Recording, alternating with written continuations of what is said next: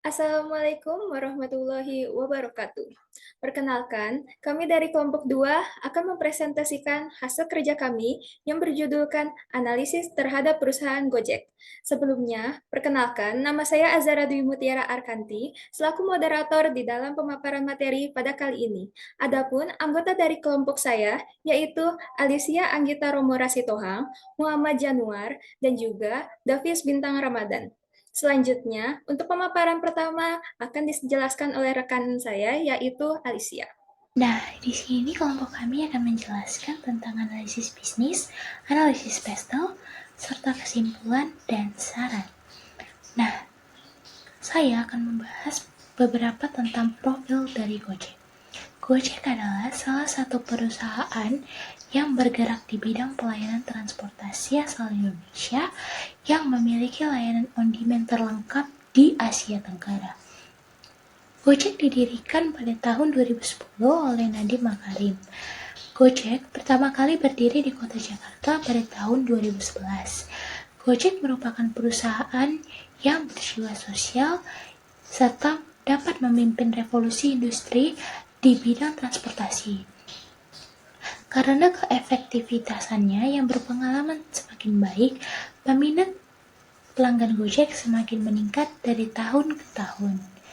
Adapun misi dari Gojek ini adalah Gojek dapat menyelesaikan masalah masyarakat Indonesia dan menjadi jasa transportasi tercepat dalam melayani kebutuhan masyarakat Indonesia. Visi dari Gojek ini juga adalah membantu memperbaiki struktur transportasi di Indonesia dan memberikan kemudahan bagi masyarakat dalam melaksanakan pekerjaan sehari-hari. Tujuan dari Gojek ini juga adalah menghubungkan ojek dengan penumpang ojek serta mensejahterakan kehidupan ojek yang ada di Indonesia ini. Untuk selanjutnya akan dijelaskan oleh saya. Gojek saat ini berpusat di Kebayoran Baru, Jakarta Selatan, DKI Jakarta, Indonesia. Gojek pertama kali melakukan ekspansi pada tahun 2019 yang dilakukan di negara Vietnam dengan nama aplikasi GoViet. Ekspansi kedua Gojek dilakukan di Singapura pada tahun 2018 sebagai uji coba dan mulai diluncurkan pada tahun 2019. Gojek memiliki rencana ekspansi internasional terutama Asia Tenggara untuk memperkuat bisnisnya di luar negeri dengan menghadirkan inovasi baru yang terus dikembangkan. Struktur perusahaan Gojek termasuk waralaba karena perusahaan Gojek merupakan suatu model usaha yang diwakilkan oleh pihak ketiga yang ditunjuk secara resmi untuk menyelenggarakan operasional. Cara Gojek masuk untuk ekspansi internasional yaitu dengan memilih pasar yang paling menarik dan tepat pada prioritas, mengangkat nilai-nilai kearifan lokal, promosi dan juga branding, memiliki tim yang solid dan sabar, dan juga memperkuat model bisnis yang telah dimiliki. Nah, selanjutnya ada analisis PESTEL. Analisis PESTEL merupakan metode manajemen yang digunakan untuk mengevaluasi lingkungan eksternal dalam bisnis. PESTEL itu sendiri singkatan dari Political, Economic, Social, Technological, Legal, and Environment. Yang pertama ada politik. Adanya perselisihan yang terjadi antara mitra Gojek dengan jasa Gojek konvensional, mulai dari tindakan anarkis yang dilakukan oleh transportasi konvensional saat melihat mitra Gojek, dan juga perbedaan harga jasa di antara keduanya.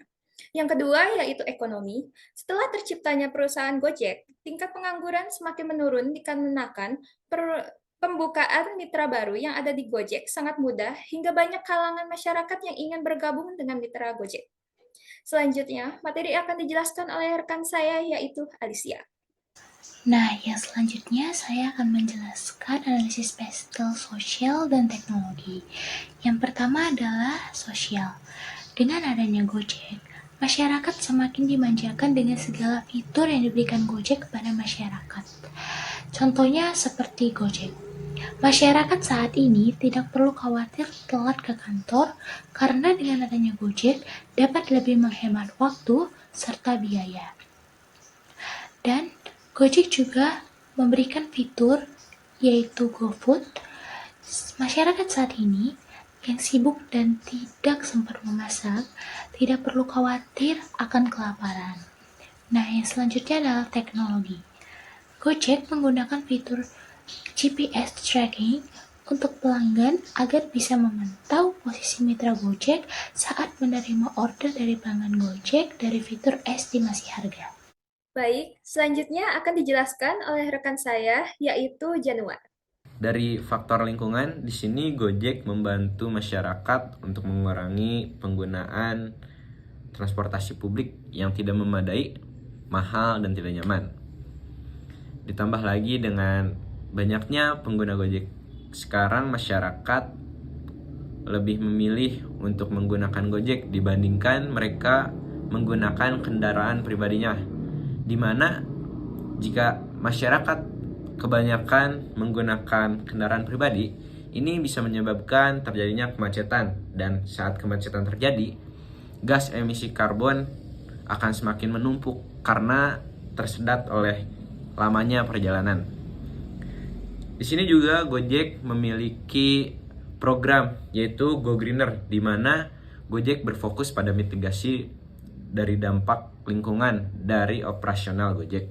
Gojek juga membantu ekosistem Gojek untuk hidup bertanggung jawab terhadap lingkungan melalui teknologi dan platform Gojek sendiri. Dari faktor hukum, Gojek, mitra Gojek, dan para penumpang telah dilindungi oleh regulasi yang ditetapkan oleh Kemenhub mengenai peraturan perlindungan mitra dengan penumpang, harga, dan jasa. Dan harus memenuhi 5 aspek pelayanan, yaitu keamanan, kenyamanan, keselamatan, keterjangkauan, dan juga keteraturan. Semua peraturan ojek online diatur dalam Peraturan Menteri Perhubungan Republik Indonesia nomor PM 12 tahun 2019, di mana peraturan ini berbunyi tentang perlindungan keselamatan pengguna sepeda motor yang digunakan untuk kepentingan masyarakat umum. Dalam peraturan tersebut, pemerintah membuat agar tidak terjadinya suatu ketercemburuan antara ojek pangkalan dan juga ojek online. Baik, untuk materi terakhir akan dijelaskan oleh rekan saya, yaitu Davis. Jadi ringkasan dari presentasi kali ini, seperti yang tadi disebutkan, Gojek telah memberikan dampak yang sangat signifikan terhadap kehidupan masyarakat, terutama dalam aspek ekonomi dan teknologi. Melalui penggunaan aplikasi mobile, Gojek telah memudahkan proses transportasi online yang memungkinkan masyarakat untuk melakukan pemesanan online dengan mudah dan cepat. Hal ini telah memperluas aksesibilitas transportasi bagi masyarakat, terutama di kota-kota besar yang berada di Indonesia. Namun dampak dari kehadiran Gojek tidak hanya terbatas pada aspek ekonomi dan teknologi saja. Dampak sosial dan lingkungan juga perlu diperhatikan lagi. Sebagai contoh, adopsi transportasi online yang cepat dapat menyebabkan peningkatan lalu lintas dan polusi udara di kota-kota besar. Oleh karena itu, penting bagi Gojek dan pihak yang terkait untuk memperhatikan lagi dampak sosial dan lingkungan dari bisnis yang mereka dan memperkenalkan solusi yang berkelanjutan agar lebih baik ke depannya. Demikian materi yang dapat kami sampaikan pada kali ini. Mohon maaf bila ada kekurangan dari saya selaku moderator. Terima kasih. Wassalamualaikum warahmatullahi wabarakatuh.